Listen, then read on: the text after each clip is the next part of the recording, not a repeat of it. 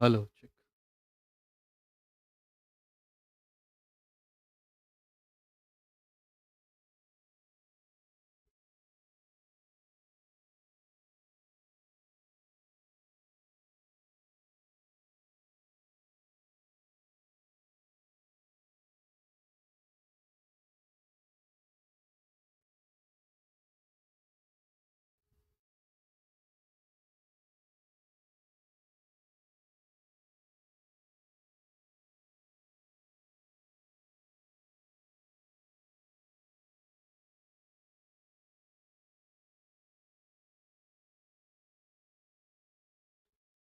तो hello hello hello,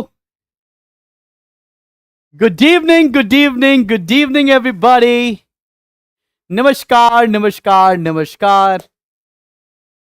तो मेरा नाम है शुभम जगदीश और मैं आपका बहुत बहुत बहुत स्वागत करता हूं हमारे सीबीएसई कॉमर्स चैनल के ऊपर।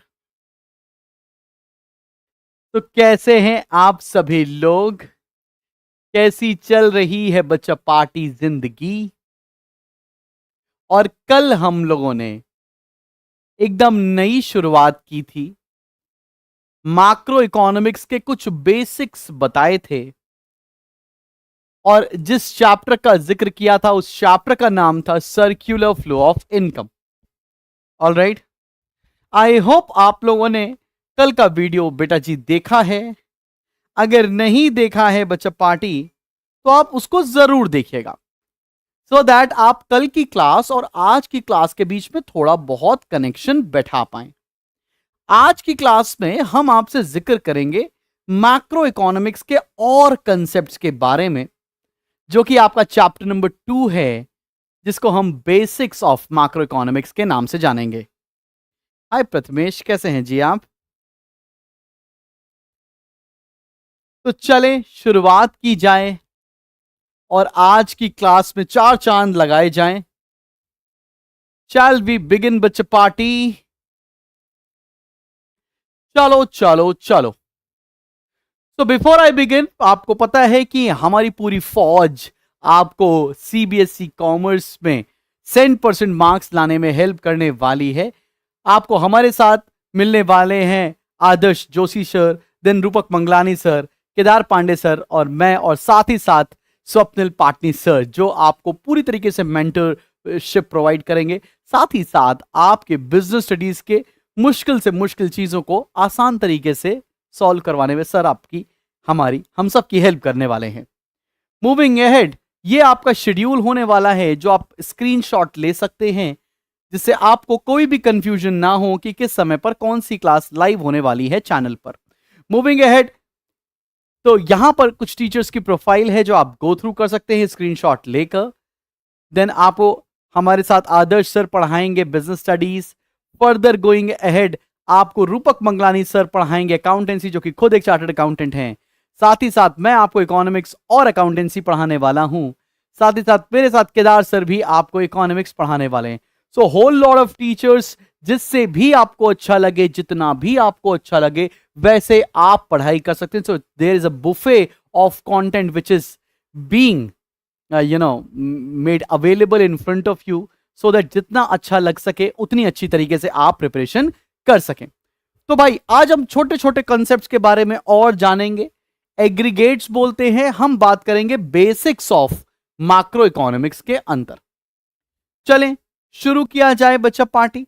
अब जो हम पहला कंसेप्ट पढ़ने जा रहे हैं, यह बहुत हद तक हमारे कल के टॉपिक से रिलेटेड है।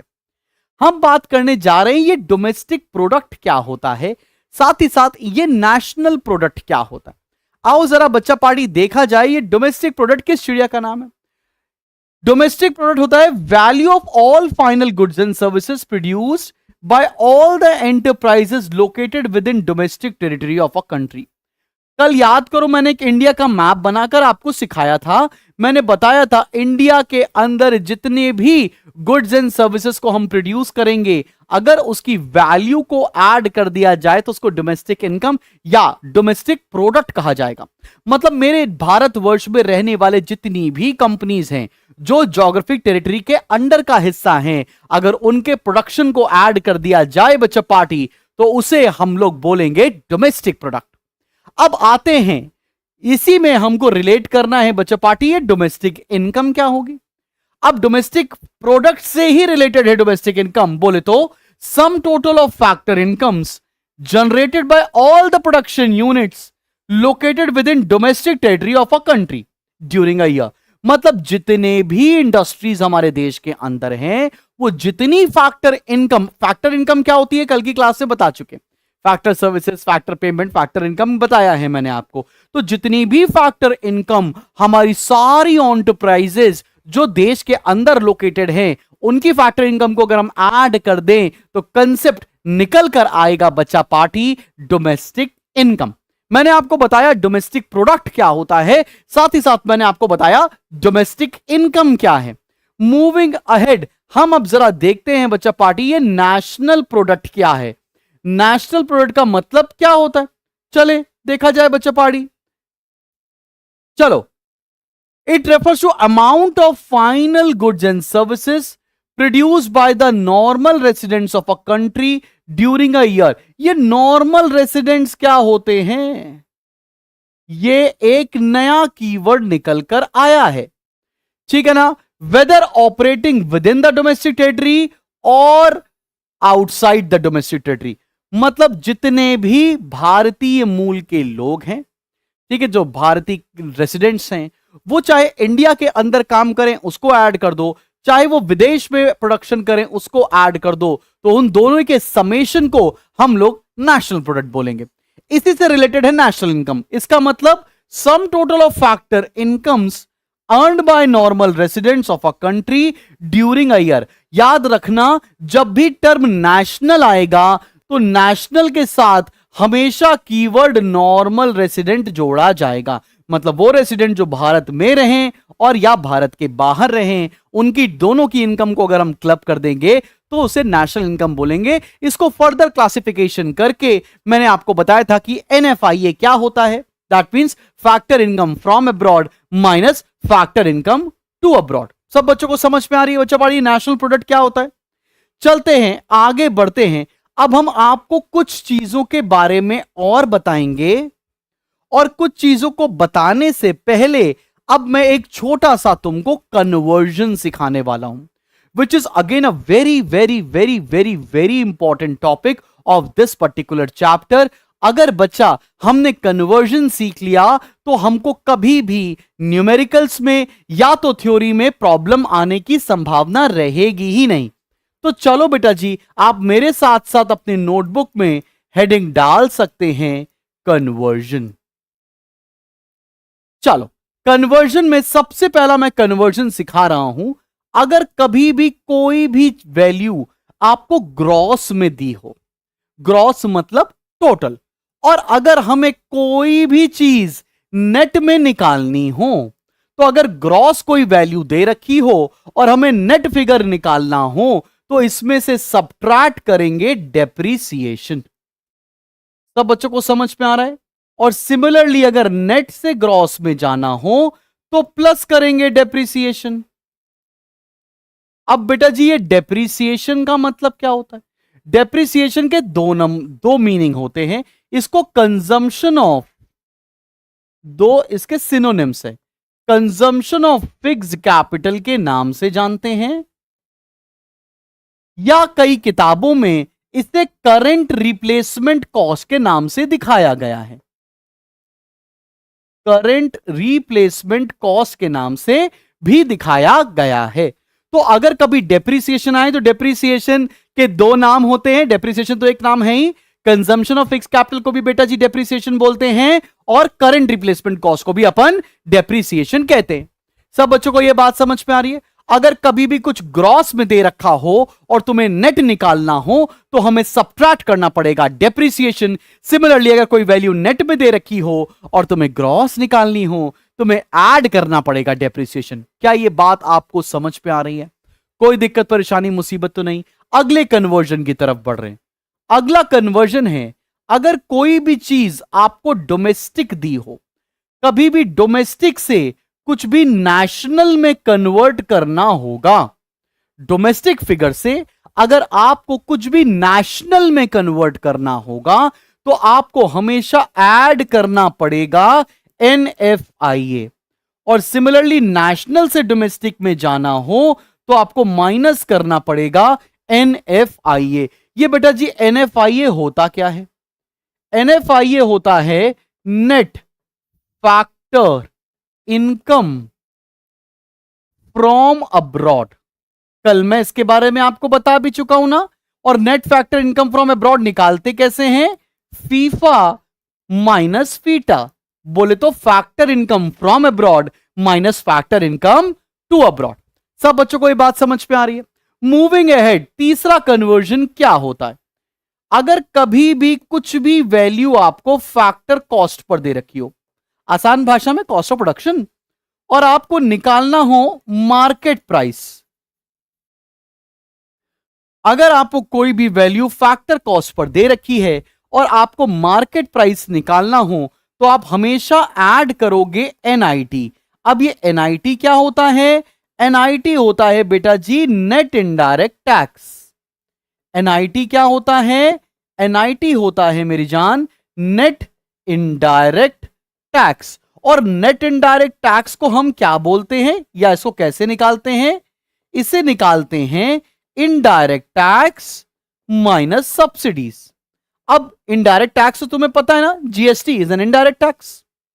सब्सिडीज जो कि गवर्नमेंट छूट देती है for producing a commodity. Clear है कि नहीं क्लियर? इनडायरेक्ट टैक्स का बर्डन हमेशा शिफ्ट किया जा सकता है टू द अल्टीमेट कंज्यूमर।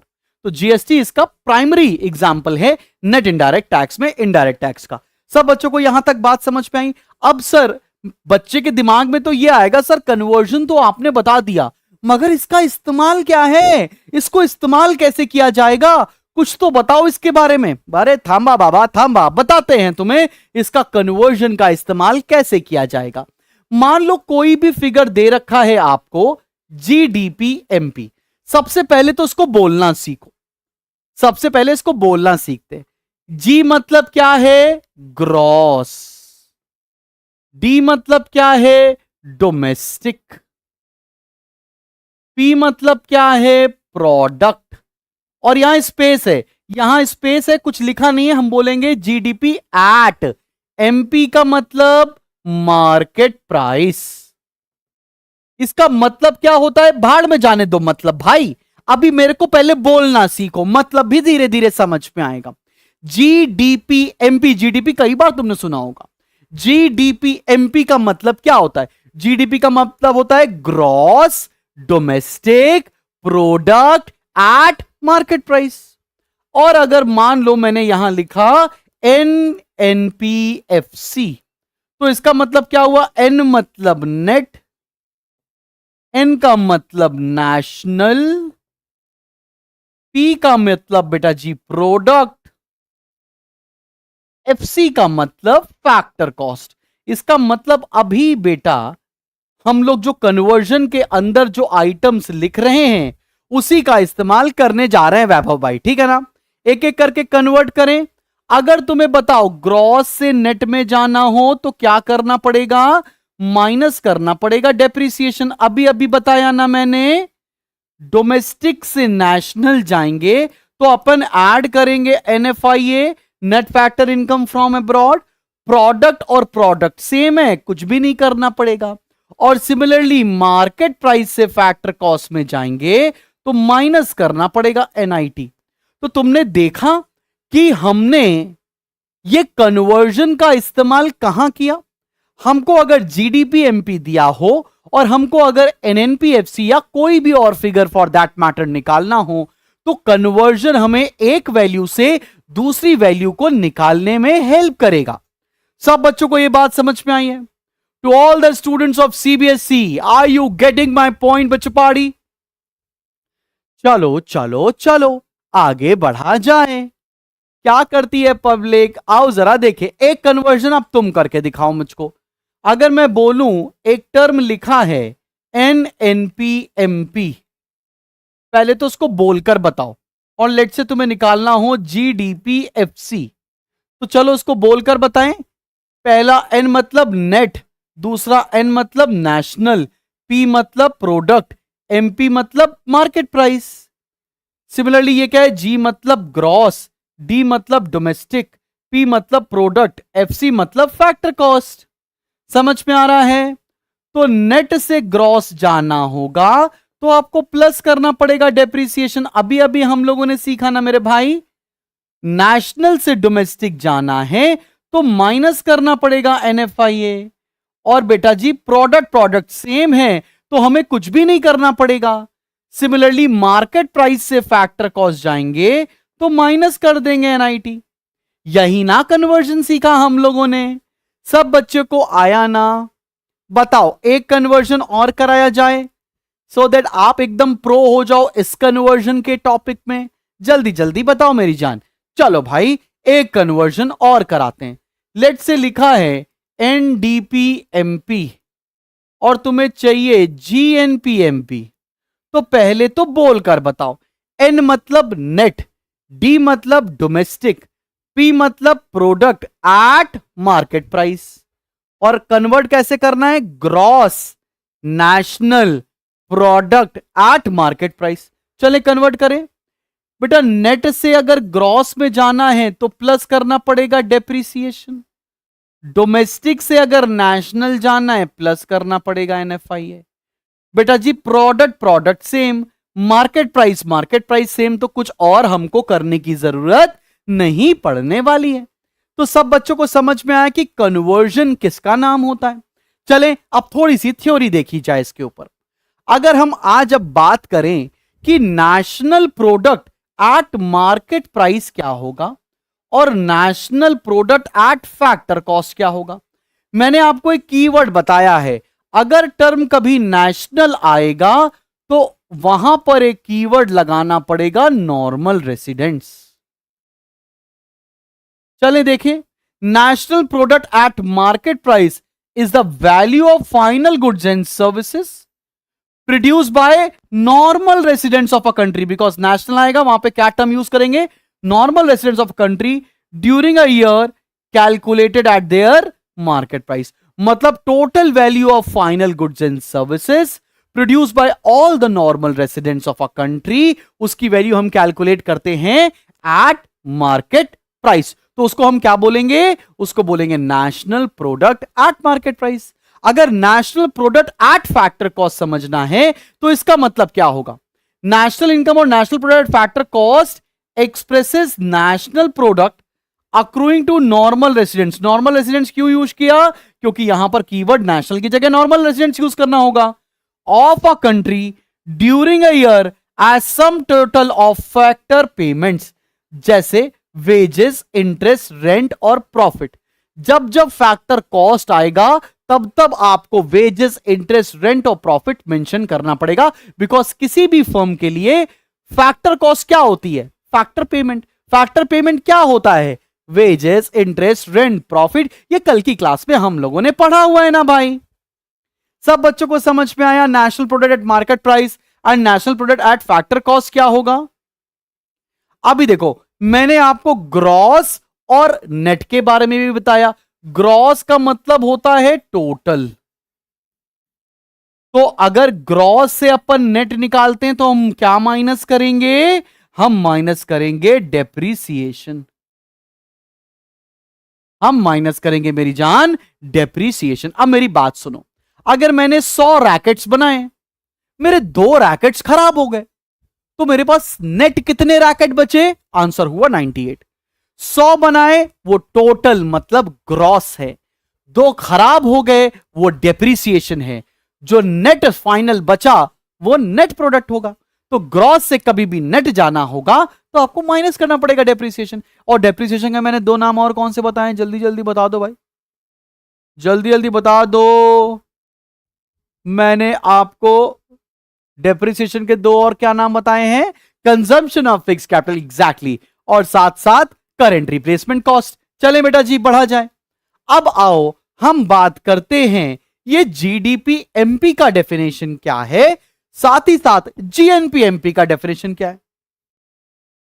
ये जीडीपी एमपी में टर्म क्या क्या आ रहे हैं? जी मतलब ग्रॉस, डी मतलब डोमेस्टिक, पी मतलब product at market price, GDPMP, gross domestic product at market price. अब मेरी बात इसको समझना, अगर कभी भी टर्म डोमेस्टिक आ जाएगा, that means anything which is produce with in the geographic territory of a country.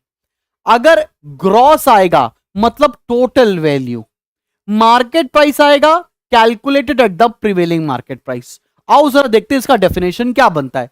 Gross domestic product at market price is the market value of all final goods and services at the prevailing market price produced in the domestic territory of a country during a given year। यही तो मैं बता रहा था, वो सारी value of goods and services जो हमारे देश के अंदर प्रोड्यूस की गई हैं एट प्रिवेलिंग मार्केट प्राइस, हम उसको बोलेंगे GDPMP। सबको समझ में आया मेरी जान? एक एक बात आंखों के रास्ते दिल में क्लियर हो रही है। अब देखो हम लोग ना बहुत लंबी लंबी क्लासेस नहीं ले रहे हैं, कोशिश करेंगे आधे घंटे 40 मिनट, आधे घंटे 40 मिनट की अभी स्टार्टिंग में क्लास ले रहे हैं, so that you get accustomed कि रेगुलर वे ऑफ लर्निंग क्या होती है। जितना ज्यादा आप अकस्टम्ड होंगे रोज रोज पढ़ने का, उतना ज्यादा इन डेप्थ आपकी पढ़ाई हो पाएगी, और ये सबसे ज्यादा कंसिस्टेंसी बनाएंगी, जिससे आपको पता है कि आपका रिजल्ट बहुत अच्छा आएगा। डू नॉट वरी कि आप टैलेंटेड नहीं हो, बट आपको कंसिस्टेंट रहना है, because consistency always beats talent.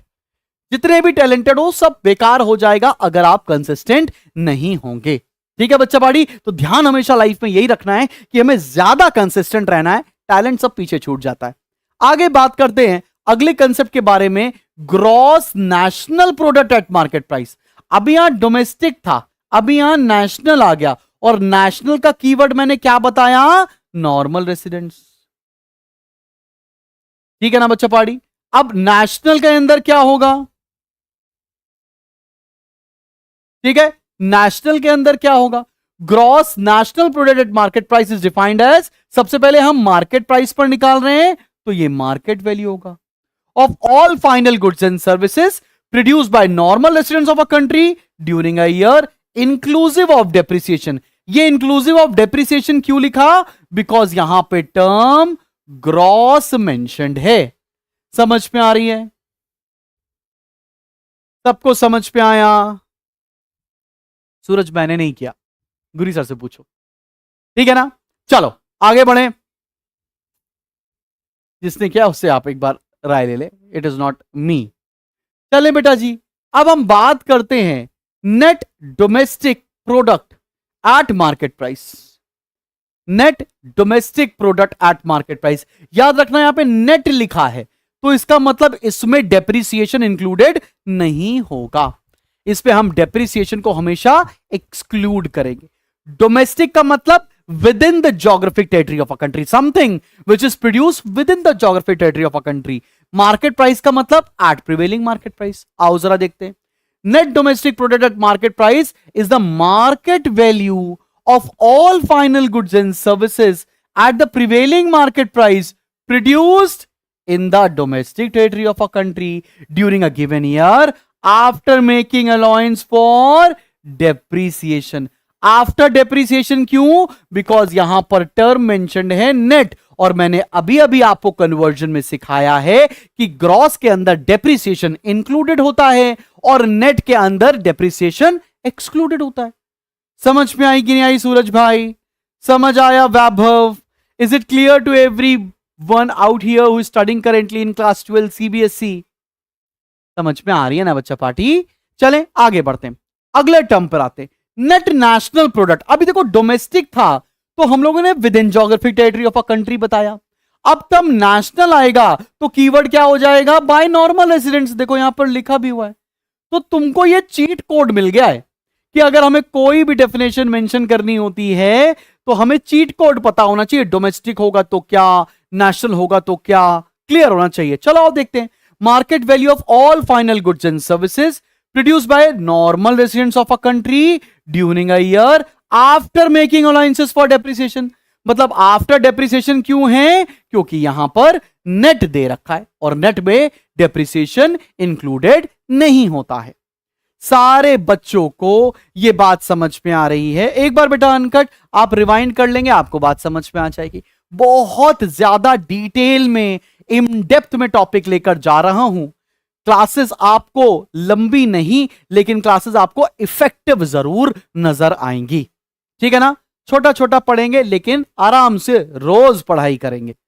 चलो बेटा जी, अब हम बात करते हैं अगली डेफिनेशन के ऊपर, और वो डेफिनेशन है हमारी gross domestic product at factor cost. अब याद रखना, फैक्टर कॉस्ट की बात हमेशा याद रखना। तो क्या होता है?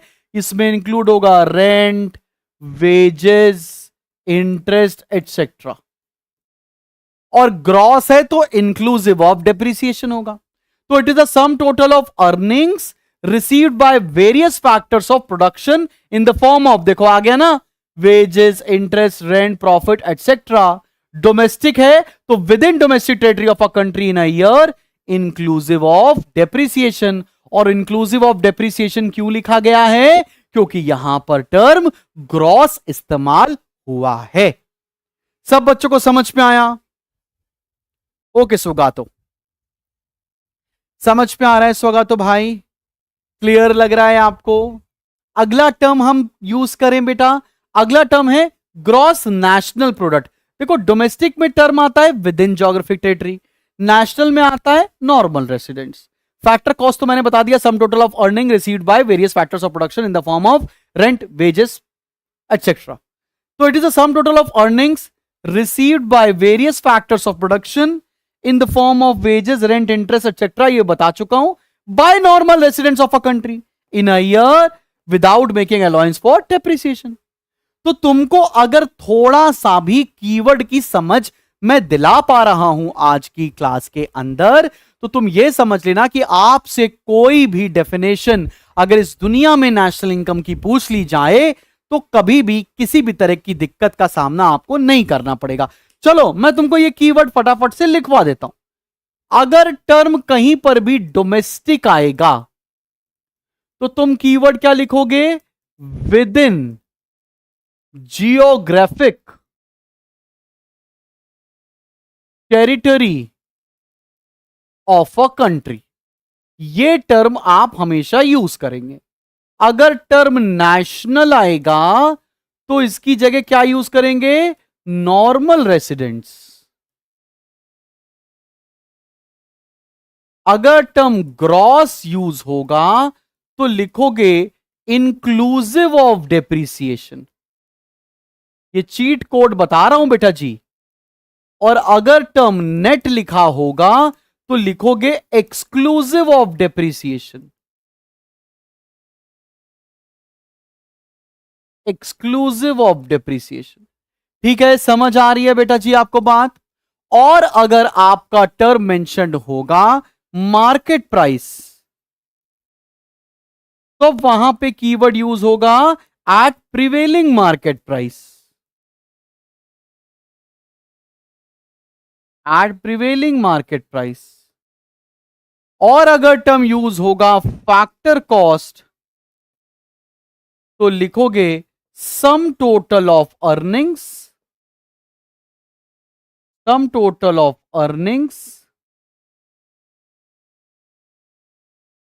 received by various factors of production. Sum total of earnings received by various factors of production in the form of wages, rent, interest etcetera. तो ये कुछ कीवर्ड हैं जिसका आप इस्तेमाल करके नेशनल इनकम का कोई भी डेफिनेशन बना सकते हैं। कहां यूज होगा, किस क्वेश्चन में? स्वागतो बेटा, अभी मैं आपको बेसिक डेफिनेशंस को फॉर्म करना बता रहा हूं। अगर कोई आपसे कोई भी डेफिनेशन पूछेगा तो आप बता सकते हो इन कीवर्ड का इस्तेमाल करके कि वो पर्टिकुलर चीज क्या है। समझ पे आई स्वागतो भाई? तो यहां तक कि आज आप पढ़ाई करके रखिए। कुछ बेसिक टर्मिनोलॉजीज की हमने बात की है। आज यहां तक का टॉपिक रखेंगे और यहीं से कल की क्लास हम शुरू करने वाले हैं, जिसमें हम basic concepts of macro economics को आगे बढ़ाने वाले हैं। यहां तक की बात समझ में आई है? चैनल पर नए हैं तो जरूर सब्सक्राइब करिएगा। 11th and 12th CBSE commerce में आपका बहुत तहे दिल से स्वागत है, जिसमें मैं और हमारी पूरी टीम आपका क्लास 12 में 100% मार्क्स लाने में पूरी मदद करेगी। बिकॉज ये अब सिर्फ सपना नहीं रहेगा, ये हमारा और तुम्हारा दोनों का एम है। Wish you luck. मुलाकात होगी कल आपसे ठीक 8 बजे। Till then keep smiling and keep learning. God bless you all. Bye.